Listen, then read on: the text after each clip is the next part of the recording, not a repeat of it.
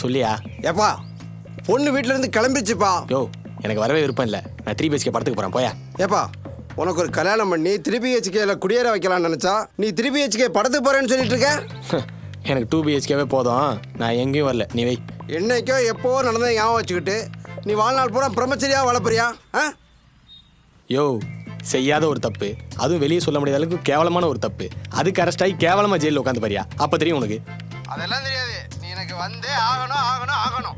இங்கே பாரியா, நான் வந்தாலும் இந்த பொண்ணுகிட்ட அந்த விஷயத்த சொல்ல தான் போகிறேன். அங்கே வந்து நீ உண்மையை சொல்கிற, அதை சொல்கிற, இதை சொல்கிறேன்னு என்ன அசிங்கப்படுத்திடாத. நீ உடனே கிளம்பி வாப்பா. யோ சொல்ல தான் ஏன் போகிறேன். புரோக்கர் பையில வெய்யா போனேன். இவன் கமிஷன் வாங்குறதுக்கு நம்மளை போட்டு சாவடியா. யோ எனக்கு கல்யாணம்லாம் இப்போ சுத்தமாக விருப்பம் இல்லையா. கடையில் வேலை இருக்கு. சின்ன பிள்ளை மாதிரி பண்ணிக்கிட்டு வா. எனக்கு சுத்தமாக இதிலெல்லாம் விருப்பம் இல்லையா.